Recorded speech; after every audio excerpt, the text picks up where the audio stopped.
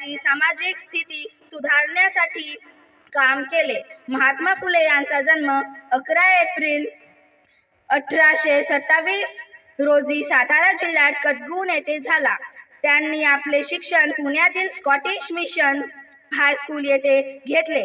महात्मा फुले यांनी शिक्षण क्षेत्रात क्रांती घडवून आणली. बुद्धी अतिशय तल्लख, त्यामुळे 5-6 वर्षातच त्यांनी अभ्यासक्रम पूर्ण केले. महात्मा ज्योतिबा फुले यांना मराठी, इंग्रजी, उर्दू, कन्नड, तमिळ, गुजराती इत्यादी भाषा येत असत.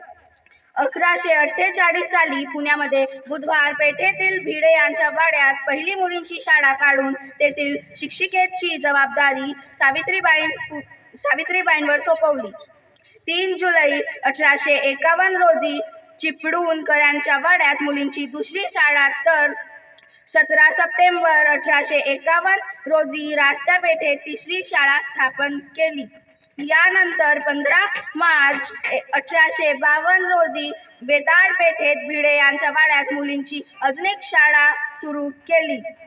1852 साली नॉटिव्ह फिमेल स्कूल सभा पुन्हा लायब्ररी स्थापना केली. महात्मा फुले हे मराठी लेखक, विचारवंत आणि समाजसुधारक होते. त्यांनी सत्यशोधक समाज नावाच्या संस्था स्थापन केली.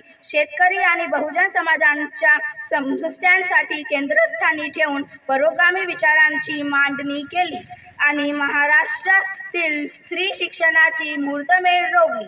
जनतेने मुंबईतील सभेत 1888 मध्ये त्यांना महात्मा ही उपाधी बहाल केली होती. गोरगरिबांच्या सेवेसाठी ज्यांनी झिजवले जीवन, गोरगरिबांच्या सेवेसाठी ज्यांनी झिजवले जीवन, अशा थोर महात्मा फुलेंना करूया नमन, करूया नमन. जय भीम.